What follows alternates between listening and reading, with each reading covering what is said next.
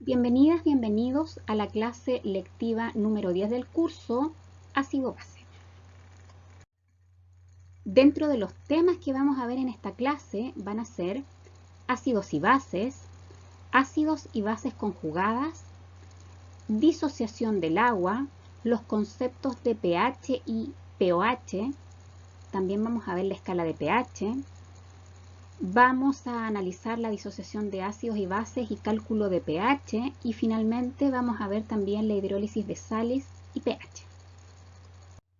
Y vamos a comenzar viendo las tres principales teorías que explican el concepto de ácido-base. A modo de introducción y también de resumen, podemos decir que una primera definición de ácido-base fue introducida por Arrhenius en el año 1884 y mejorada por Brownstein y Lowry en el año 1923. Una definición alternativa fue dada por Lewis también en el año 1923. Entonces vamos a partir con esta primera teoría de Arrhenius. Arrhenius lo que propuso era que los ácidos son compuestos que en solución acuosa liberan protones. Entonces de esta manera tenemos el ejemplo del ácido clorhídrico que se disocia en protones más el anión cloruro. Por otro lado, Arrhenius propuso que las bases son compuestos que liberan iones hidroxilos. En este caso tenemos el ejemplo de esta base, el hidróxido de sodio, que se disocia en hidroxilo más el catión sodio. Esta teoría solo es válida en solución acuosa. Esta es su principal limitación, pero por su sencillez y debido a que la mayoría de las reacciones de interés analítico se desarrollan en medio acuoso, sigue siendo muy empleada.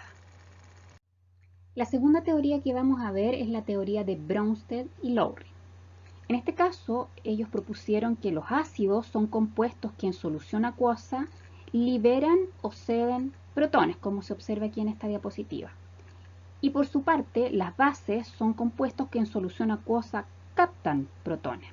Por lo tanto, la acidez o alcalinidad de una solución puede ser medida por su concentración de protones. Esta nueva definición de ácido y base soluciona el inconveniente de la teoría de Arrhenius, pudiendo ser aplicada independiente de cuál sea el medio disolvente en el que tiene lugar el proceso de donación o aceptación de protones. Sin embargo, la teoría de Brownstein y Lowry también tiene sus limitaciones, ya que hay sustancias con un comportamiento típicamente ácido y que no poseen átomos de hidrógeno. Entonces, así, en el año 1923, Lewis enunció una teoría más amplia sobre los ácidos y bases. ¿Qué dice la teoría de Lewis? Entonces, él propuso que un ácido es todo compuesto que es capaz de aceptar un par de electrones. Por otro lado, la base es todo compuesto capaz de aportar un par de electrones. Y aquí tenemos el ejemplo. Por ejemplo, aquí este ácido de Lewis, que es el trifluoruro de boro, podemos decir que el flúor cumple con la ley del octeto, pero no así el boro, que tiene que aceptar un par de electrones para hacerlo. Por otro lado, aquí tenemos el amoníaco, en donde vemos que el átomo de nitrógeno posee un par de electrones libres no compartidos. Entonces sería una base de Lewis. Por lo tanto, al analizar las distintas teorías se concluye que cada una es correcta dentro de su ámbito de aplicación y se adopta el criterio más apto para las condiciones de trabajo. Ahora vamos a ver los conceptos de ácido fuerte y ácido débil. ¿Cómo se define un ácido fuerte? Es aquel que se disocia por completo en una solución acuosa diluida. Y aquí tenemos nuevamente el ácido clorhídrico que se disocia en protones más el anión cloruro. Y vemos aquí que esto se representa mediante una flecha, o sea, esto representa que hay una disociación completa. Por otro lado, ¿cómo se define un ácido débil?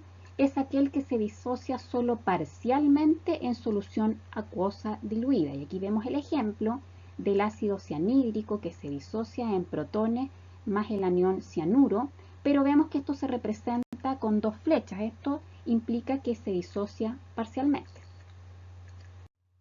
Como el ácido cianhídrico se disocia parcialmente, entonces la constante de equilibrio de esta reacción se denomina constante de acidez y se representa como Ka. Y esta corresponde a la multiplicación de la concentración de los protones por la concentración del anión cianuro dividido por la concentración del ácido cianhídrico. Aunque estamos hablando de un ácido débil, podemos decir que a mayor valor de Ka y por lo tanto mayor disociación, más fuerte se considera el ácido. Por lo tanto, el valor de Ka o la constante de acidez va a permitir la comparación entre dos ácidos débiles. Así, el que posea la menor Ka será el ácido más débil. ¿Y cómo se define una base fuerte y una base débil? Una base fuerte es aquella que se disocia por completo en solución acuosa diluida, y aquí tenemos el ejemplo del hidróxido de sodio, y una base débil es aquella que se disocia solo parcialmente en solución acuosa diluida, y aquí tenemos el ejemplo del hidróxido de amonio. Como el hidróxido de amonio se disocia parcialmente en solución acuosa en ion amonio más OH, la constante de equilibrio de esta reacción se denomina constante de basicidad y se representa como Kb. Y esta corresponde entonces a la multiplicación de la concentración de los iones amonio por la concentración de los grupos hidroxilo dividido por la concentración del hidróxido de amonio. Y aunque estamos hablando de una base débil, podemos decir que a mayor valor de la constante de basicidad y por lo tanto mayor disociación, entonces más fuerte se va a considerar la base. Por lo tanto, el valor de la constante de basicidad permite la comparación entre dos bases débiles. Así, la que posea la menor Kb será la base más débil. Y ahora vamos a introducir los conceptos de bases y ácidos conjugados y vamos a partir explicando a qué se refiere una base conjugada. Y aquí tenemos el ejemplo de dos ácidos, un ácido fuerte que es el ácido clorhídrico y un ácido débil que es el ácido cianhídrico. En este caso vemos que en solución acuosa este ácido clorhídrico se disocia totalmente en protones más el anión cloruro. Y en este caso el ácido cianhídrico se disocia parcialmente en protones más el anión cianuro. Entonces, ¿qué podemos decir? Que el anión que se genera de la disociación de un ácido, que serían estos, tiene carácter básico, dado que puede combinarse con los protones. Así, entonces, el anión cloruro es la base conjugada del ácido clorhídrico y el anión cianuro es la base conjugada del ácido cianhídrico. Con respecto a la fuerza de las bases conjugadas, podemos decir que cuando tenemos un ácido fuerte, como en el caso del ácido clorhídrico, la base conjugada va a ser débil. Y esto se puede explicar porque va a existir una escasa afinidad entre esta base y el protón, y entonces la reacción se encontrará desplazada hacia el sentido de la disociación del ácido.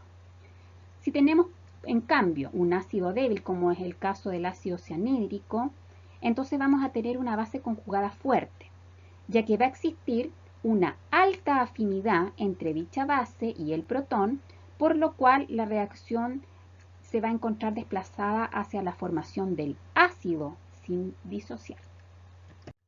Ya sabemos la definición de una base conjugada y ahora vamos a ver a qué se refiere un ácido conjugado. Aquí tenemos el ejemplo del hidróxido de amonio, que es una base débil que se disocia parcialmente en el ion amonio más OH.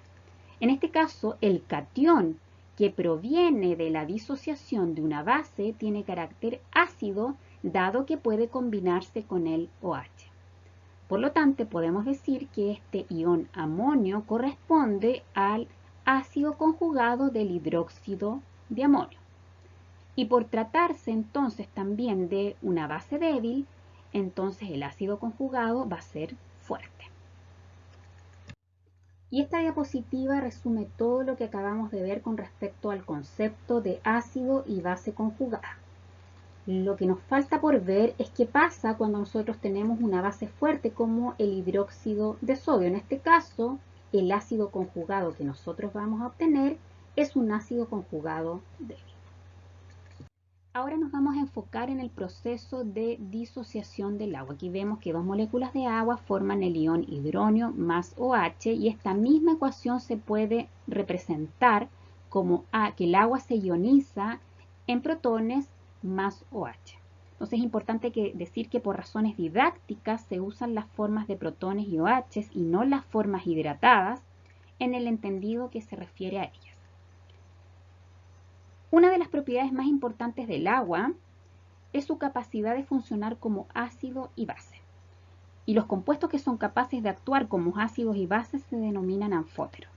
Aquí vemos entonces que el agua se ioniza en protones más OH. Y la constante de equilibrio de esta reacción corresponde a la multiplicación de la concentración de los protones por la concentración del grupo hidroxilo dividido por la concentración de agua. Si empezamos a trabajar con esta constante de equilibrio, que también corresponde a la constante de disociación del agua, obtenemos esta fórmula, o sea, que la constante de disociación del agua por la concentración de agua es igual a la concentración de protones por la concentración de OH. Se ha determinado experimentalmente que a 25 grados Celsius el valor de esta constante de disociación del agua es 1,8 por 10 a la menos 16. Y además se sabe que la concentración molar del agua es 55,5. Aquí están los datos. Entonces, si nosotros reemplazamos estos dos valores, nos da que la concentración de protones por la concentración de OH es igual a 1 por 10 a la menos 14. De esta manera se obtiene una nueva constante conocida como producto iónico del agua, que corresponde a esto. Entonces, esta constante, que es el producto iónico del agua, corresponde a la concentración de los protones por la concentración del OH, que es igual a 1 por 10 a la menos 14. De esta manera, en una disolución se pueden dar las siguientes situaciones. Si la concentración de protones es mayor a la concentración de OH, es decir, que la concentración de protones es mayor a 10 a la menos 7, la disolución es ácida. Si la concentración de protones es igual a la concentración de OH, o sea, es igual a 10 a la menos 7, la disolución es neutra. Y si la concentración de protones es menor a la concentración de OH, es decir, que la concentración de protones es menor a 10 a la menos 7, entonces la disolución es básica. Sin embargo, para expresar la acidez o basicidad de una solución es más cómodo utilizar un parámetro llamado pH. El pH se define como el logaritmo negativo en base 10 de la concentración molar de protones y el pOH se define como el logaritmo negativo en base 10 de la concentración de OH. Nosotros habíamos dicho recientemente que el producto iónico del agua era igual a 1 por 10 a la menos 14, ya que en la reacción de disociación del agua se producen concentraciones iguales de iones hidrógeno más OH menos. La concentración de protones y los grupos hidroxilo en agua pura a 25 grados Celsius es 1 por 10 a la menos 7 molar. Entonces nosotros podemos reemplazar este valor de OH menos por H más y vemos que la concentración de los protones al cuadrado es igual a 1 por 10 a la menos 14. Si aplicamos la raíz cuadrada de este valor, nos da que la concentración de los protones es igual a 10 a la menos 7 y esto sería igual a la concentración de los OH menos. Si aplicamos ahora nosotros el logaritmo negativo para poder calcular el pH, nos da que el pH es igual a 7 y que también el pOH es igual a 7. Entonces podemos finalmente decir que pH más pOH es igual a 14. Aquí tenemos representada la escala de pH que va hasta el valor de 14 para medir la acidez. Como la escala de pH es logarítmica, el pH va a cambiar en una unidad cuando la concentración de protones lo hace en un factor de 10. Va a cambiar en 2 unidades cuando la concentración de protones cambia en un factor de 100. Y va a cambiar, por ejemplo, en 6 unidades cuando la concentración de protones cambia en un factor de 1.000.000. Entonces, para soluciones ácidas, tenemos que el pH va a ser menor a 7. Para soluciones neutras, el pH va a ser igual a 7. Y para soluciones básicas, el pH va a ser mayor a 7. Y vamos ahora a ver el concepto nuevamente de disociación de ácidos y bases, pero ahora para poder calcular el pH. Y lo primero que tenemos que recordar es que los ácidos fuertes y las bases fuertes se van a disociar completamente en una solución acuosa, por lo que no va a existir equilibrio de la reacción. Entonces, si nos piden calcular el pH de una solución de ácido clorhídrico 0,01 molar, yo tengo que recordar que este ácido clorhídrico es un ácido fuerte que se disocia completamente en protones más el anión cloruro. De esta manera, utilizando los datos que nos dieron, la concentración inicial del ácido clorhídrico sería 0,01 molar y aquí sería 0 y 0. La concentración final del ácido clorhídrico, como se disocia completamente, aquí en este caso sería 0, pero la concentración de los protones sería 0,01 molar y la concentración del anión cloruro sería 0,01 molar. Como me piden calcular el pH, yo sé que la concentración de protones es igual a 0,01 molar, lo que es lo mismo que decir 1 por 10 a la menos 2 molar. Sabiendo o recordando la fórmula del pH, que el pH es igual al menos logaritmo en base 10 de la concentración de los protones, yo reemplazo el valor de la concentración de los protones en la fórmula y me da finalmente que el pH de la solución es 2. Ahora, si nos piden calcular el pH y el pOH de una solución de hidróxido de sodio 0,01 molar, yo también tengo que recordar que esta es una base fuerte que se disocia en el catión sodio más OH-. De esta manera, la concentración inicial es igual a 0,01 molar y aquí en este caso sería 0 y 0.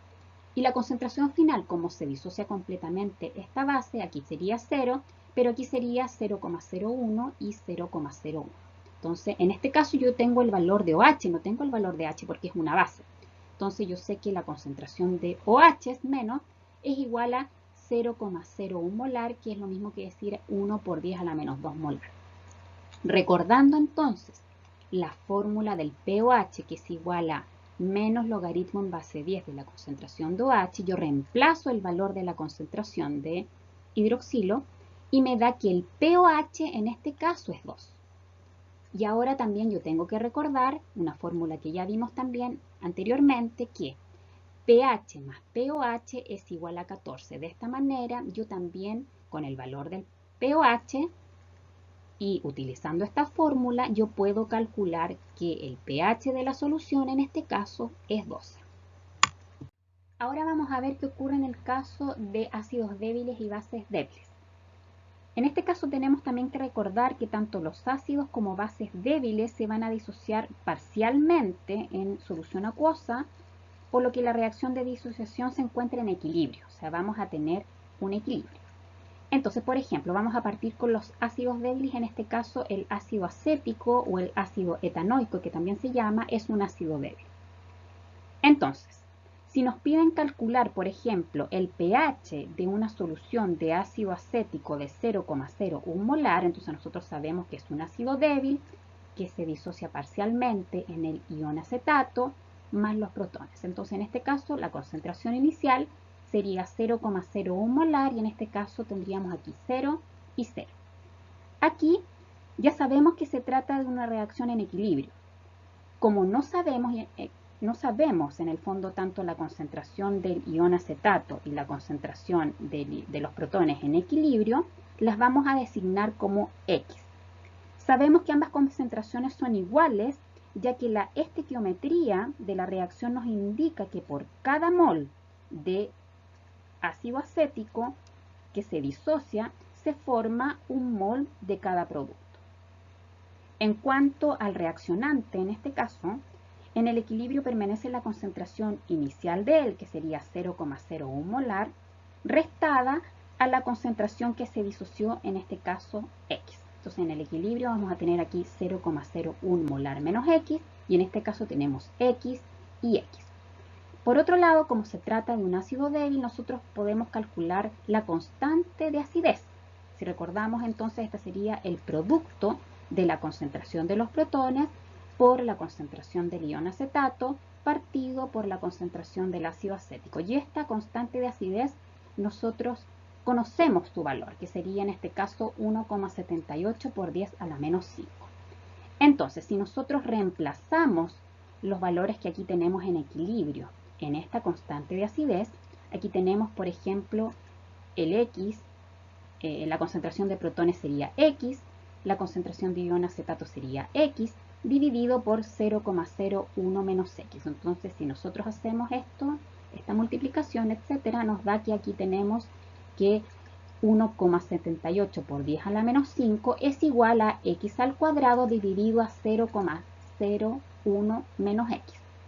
En este caso, nosotros podemos despreciar este valor de X que está en el denominador si es que la concentración inicial del ácido dividido por la constante de acidez es mayor o igual a 100.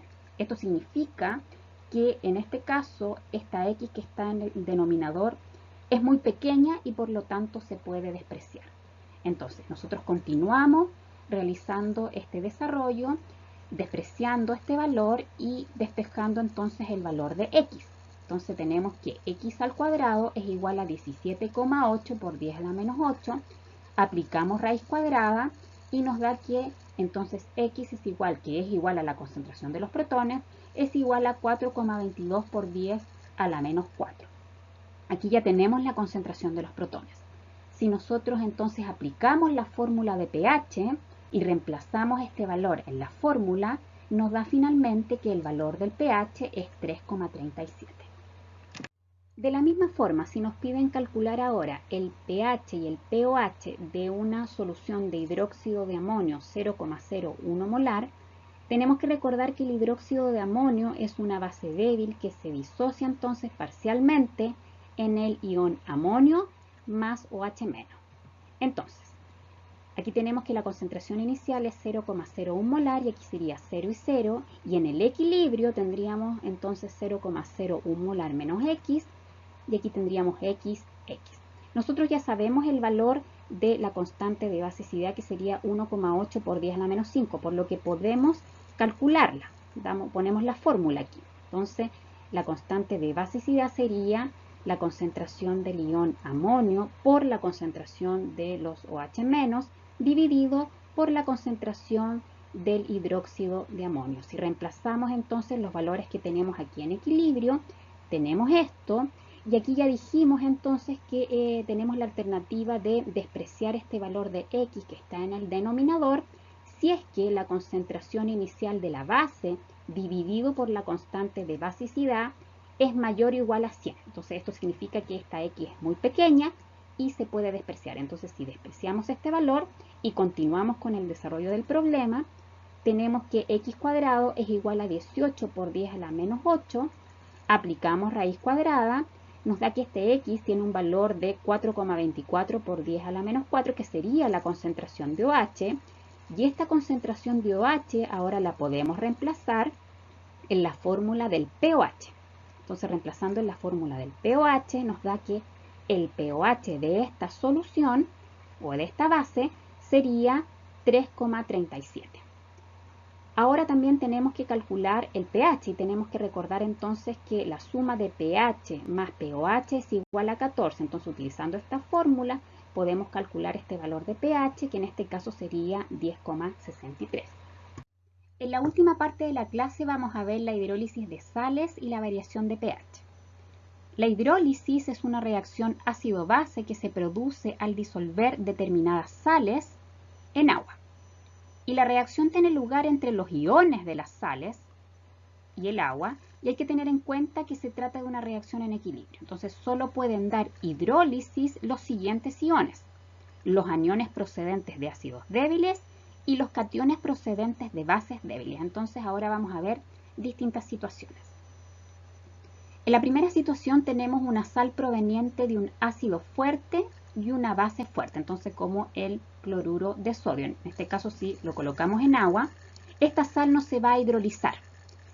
Sí, la sal se va a disociar completamente en sus iones, pero estos iones no van a reaccionar con el agua. De esta manera, el pH de la solución resultante va a ser igual a 7. En el segundo caso tenemos una sal proveniente de un ácido débil y una base fuerte. En este caso, un ejemplo es el carbonato ácido de sodio. En este caso, el anión procedente de la sal va a reaccionar con el agua hidrolizándose y de esta manera se va a generar OH. Por lo tanto, el pH de la solución resultante va a ser básico, mayor a 7. En el tercer caso tenemos una sal proveniente de un ácido fuerte y una base débil como el cloruro de amonio.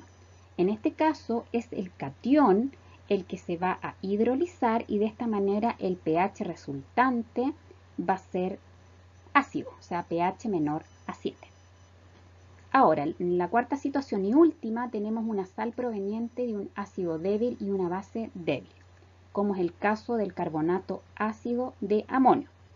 En este caso, tanto el anión como el catión van a hidrolizar y entonces el carácter ácido o básico de la disolución resultante va a depender de la constante de acidez y de basicidad. O sea, si la constante de acidez es mayor que la constante de basicidad, el pH va a ser menor a 7. Si la constante de acidez es igual a la constante de basicidad, el pH va a ser igual a 7. Y si la constante de acidez es menor que la constante de basicidad, el pH va a ser mayor a 7. Entonces, de esta manera hemos terminado la clase de hoy y nos vemos en otra oportunidad.